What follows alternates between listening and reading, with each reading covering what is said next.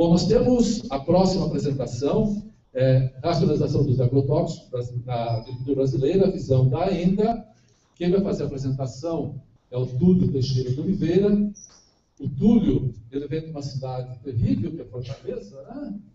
Ele fez agronomia lá no Ceará, teve atuação na área, especialmente de defensivos agrícolas, teve um período no Instituto de Economia Agrícola como responsável pelo setor de levantamento da situação das culturas em São Paulo, trabalhou no Instituto Biológico de São Paulo como técnico de experimentação com defensivos em lavouras, em diversas lavouras, trabalhou em empresas nacionais e multinacionais, nas áreas de pesquisa e desenvolvimento, marketing, produção, área de laboratório para controle de qualidade e também na área regulatória. E desde 1996 é o diretor executivo da Associação Brasileira dos Defensivos Genéricos, entidade que divulgou intensamente o registro de equivalência dos defensivos genéricos, e é um sistema que é adotado desde 2012. Então, Túlio, palavra. Obrigado, Wagner. Bom, eu começo apresentando o vilão da história, né? Se não fosse ela, nós não estaríamos aqui, certo? Ainda mais o pessoal aqui de Campinas, que esse bichinho aqui, vocês lembram que ele atacou as lavouras de algodão, que tudo aqui em volta era algodão, e o algodão subiu daqui. Então, as pragas, infelizmente, não são racionais. O workshop é de racionalidade no uso de pesticidas, mas é difícil ser racional. Viu? Uma dona de casa, quando vê uma barata correndo, sai desesperada, chamando o marido, filhos e vizinhos para matar a barata. Né? O agricultor na lavoura é a mesma coisa. Quando vê uma praga dessa na sua lavoura, ele sai desesperado querendo matar, porque vai tirar o pão da sua família. Então, como ser racional numa ocasião dessa? Não é fácil.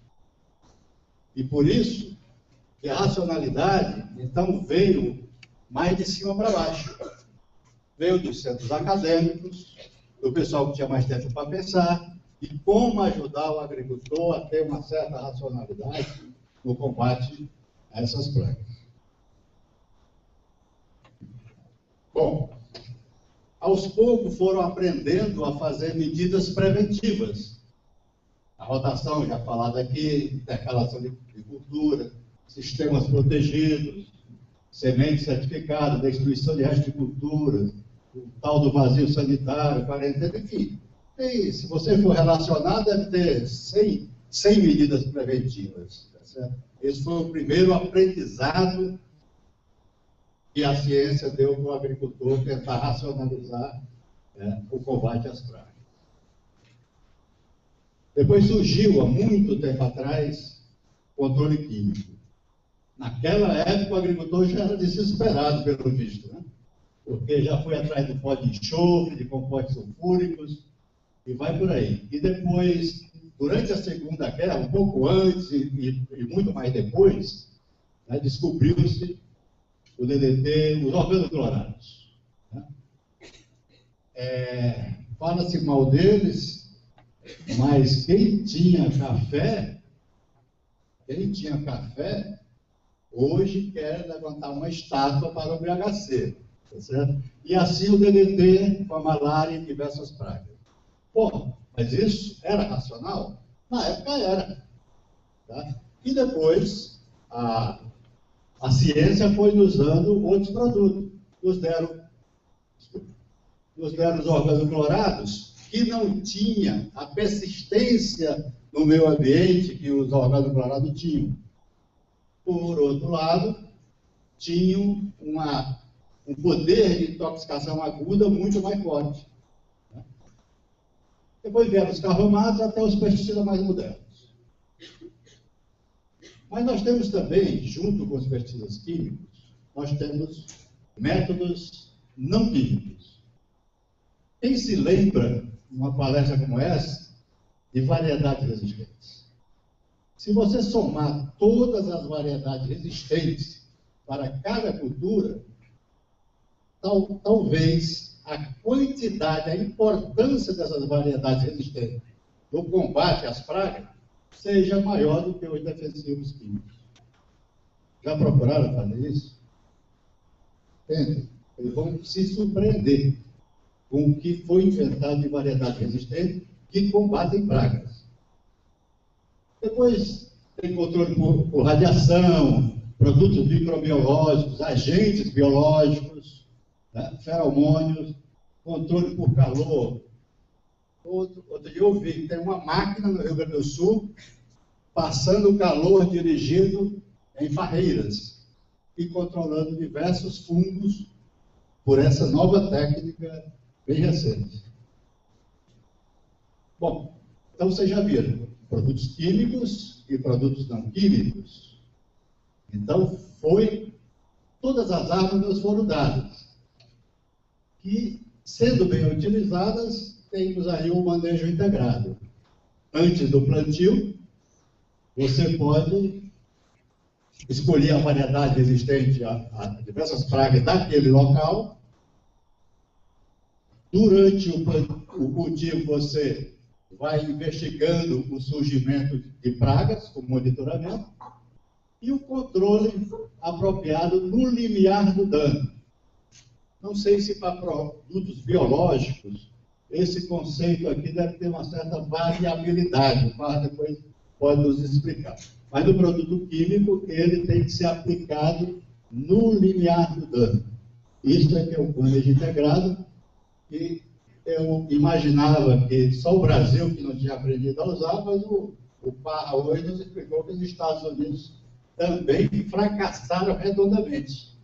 Por quê? Porque é muito difícil ser racional. Bom, fazendo uma pausa, quais são os desafios atuais que alguns já mencionaram? Crescimento populacional em expansão, 9 bi em 2040, pouca terra agricultável, o que faz uma pressão para produzir mais em menos espaço. Será que essa pressão de tentar plantas cada vez mais com rendimento maior não as tornam mais sensíveis às pragas? O DNA dela não se desequilibra para um outro fator? É difícil pensar, não é? O comércio internacional também está ajudando a disseminar grandemente as pragas. Aí teve como é o nome? A Licovera, né? Chegou a Licovera aí. Mudanças climáticas. As pragas vão adquirir novas características, com certeza. E nós temos que nos preparar para isso.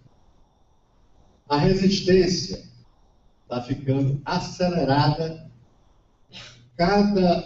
A cada geração nós vemos pragas mostrando resistência àquele ou aquele outro agroquímico.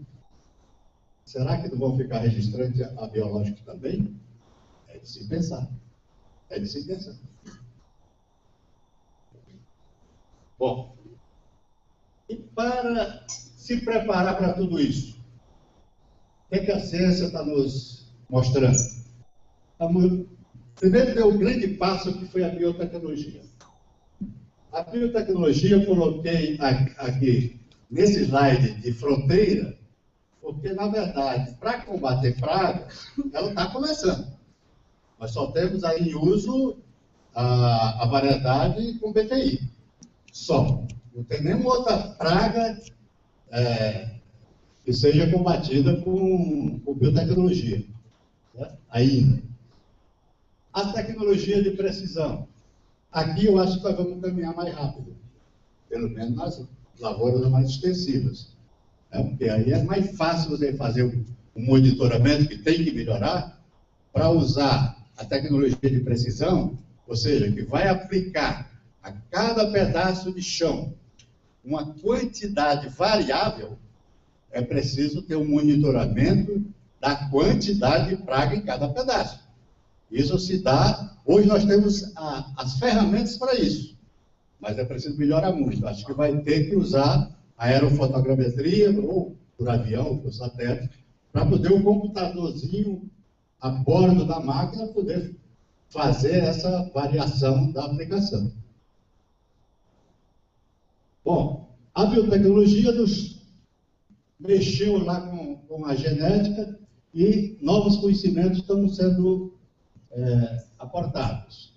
A resistência recessiva está sendo muito estudada, genes de plantas mais resistentes, e a resistência mais específica para atuar só no fruto ou atuar só na raiz, também são coisas ainda promissoras, mas que levam muito tempo ainda para se alimentar. Os micro-organismos endóficos, a planta simbioticamente tem esses micro-organismos, como aproveitá-los para fazer com que eles aumentem a sua força na defesa da planta contra a entrada de algumas pragas. Também está sendo analisado. E já foi citado aqui hoje também, microbioma da rizosfera. É um outro fator que podemos nos utilizar para, em vez de aplicar diretamente na praga, a gente pode fortalecer a planta na sua defesa através desse microbioma. Bom, vou lembrar aqui alguns aspectos que mostram por que a racionalidade, ao longo da história, tem sido difícil no uso dos defensivos. Um deles é isso aqui. O custo de desenvolvimento de uma nova molécula, já falaram aqui, é mais de 250 bilhões de dólares, e está ficando cada vez mais caro, porque os filtros vão aumentando, né? E você hoje, depois quando a patente cai, você pode lançar produtos, os ditos produtos genéricos. Muito bem. Vejo aqui por quantidade e valor. Até 2012. Se usa 75% de produto genérico contra 25% de especialidades. Por quê? Porque todo mundo não usa especialidades que, a rigor, seriam mais modernas. Porque o bolso também pesa. O bolso também pesa. E você procura produtos mais baratos, desde que eficazes. Tá certo? Então, é uma variante econômica que não dá para esquecer. Senão o camarada vai ter uma colheita, tá certo? Mas os custos mais caros do que ele despendeu. Outro aspecto social, queira ou não queira, a imensidão do Brasil tem duas agriculturas, eu não diria assim, mas pela extensão e a possibilidade ou probabilidade de usar mais tecnologia, nós somos obrigados a dividir em agricultura familiar e agricultura empresária. Não que os familiares não possam ser tecnificados, mas, na média, é muito mais difícil difundir tecnologia em 4 milhões de pequenas propriedades do que em 600 mil propriedades, que é o caso das grandes.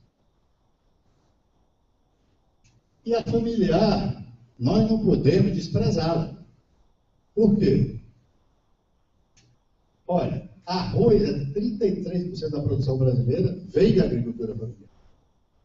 Milho, 46%, vocês imaginavam? Pois é. Café, 38%, e por aí vai. Então, a importância da agricultura familiar é, de fato, significativa para o povo brasileiro.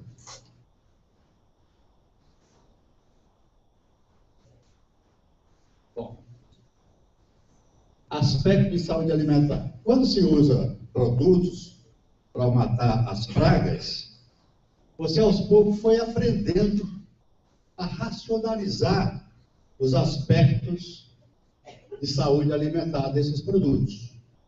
Primeiro, descobriu-se que sobrava resíduo desse produto em cima dos alimentos. Então, descobriram-se métodos para poder quantificar isso. E quantificar e descobrir qual a quantidade, e mesmo se alimentando durante a vida toda, você não teria nenhum problema de saúde. É isso que é o LMR. Junto com o LMR, descobriu-se os intervalos de segurança entre uma aplicação e a alimentação. Ou seja, se você, durante a aplicação, respeitar esse intervalo de segurança, você terá um resíduo abaixo daquele resíduo que não te causa mal. Por fim, aqui, nós temos um monitoramento de resíduos, que é muito bem feito, mas o Rangel já chamou a atenção hoje, que a educação pontual de onde esses problemas ocorrem não é feita por causa de estrutura. Salvo o que o Daia já falou, que as empresas contribuem muito para esses ensinamentos, mas o país não tem realmente uma política para executar o que o monitoramento está mostrando de erro. Talvez uma exceção seja o Espírito Santo. O Espírito Santo, sim, ele faz o monitoramento, detecta qual o município que está tendo erros de aplicação, e uma equipe se dedica durante aquele ano seguinte a educar aqueles agricultores, e no próximo ano, quando eles fazem de novo o levantamento, a gente já vê a curva de irregularidade baixar consideravelmente. Agora, fazer isso em todo o país? Pode, por que não? Se o Espírito Santo pode, por que é que os outros não podem? Né? Bom, a saúde humana. Por cada molécula, intrinsecamente, aqui o rapaz do Ibama já falou isso, tem o seu perigo. As prospecções dos perigos dessas moléculas, ninguém de Estado sabia. Primeiro viu-se estudos de curto prazo. Né? E a ciência foi nos dando, olha, com tal dose, a possibilidade de matar 50% dos ratinhos é a LD oral. E assim foi, irritabilidade cutânea, genotoxicidade, enfim, fomos aprendendo a prospectar esses perigos. Mas outros perigos, talvez piores, existiam. Os perigos crônicos, de longo prazo. Aí fomos aprendendo a ver se alguma substância daquela poderia ser mutagênica, embriofetotóxica, carcinogênica, né? E aí algumas moléculas vão sendo retiradas do mercado por causar esses malefícios. Agora, a gente não para de aprender. Atualmente, os estudos estão em cima disso aqui. Disruptores endócrinos.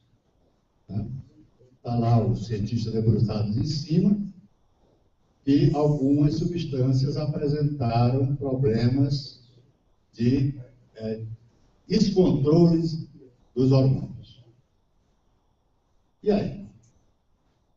Por que ainda não estabeleceram protocolos para a gente poder fazer, assim como já tem protocolos para cassino, para mutagênese? Por que não tem ainda os protocolos para a gente saber se uma substância realmente tem esse potencial de desregulação? Porque eles estão atrapalhados, os cientistas.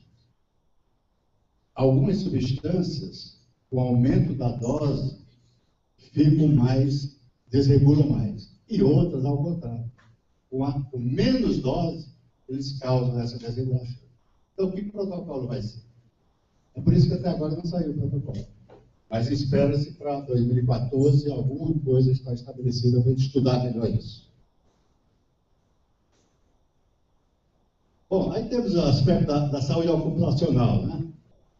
Nas fábricas e revendas, os cuidados hoje já tem todo o protocolo para saber que cuidados tem na condução desses produtos.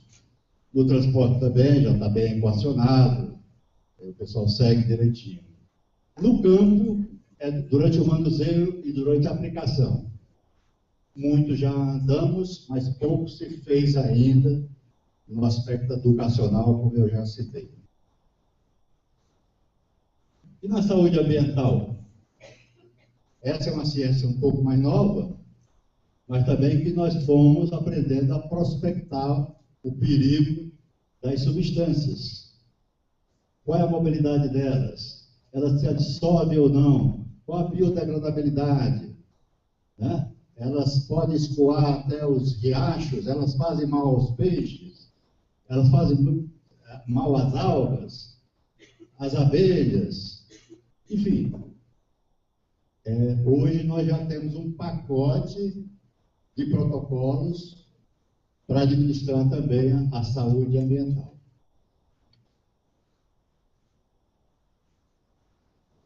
Por fim, nós temos monitoramento de acidentes, onde a educação pontual é mais perceptível do que na área de saúde, porque quando há um acidente, aquele entorno do acidente realmente é bem visto pela imprensa, e aí os governos municipais e estaduais correm a fazer educação em cima daquele entorno. Né?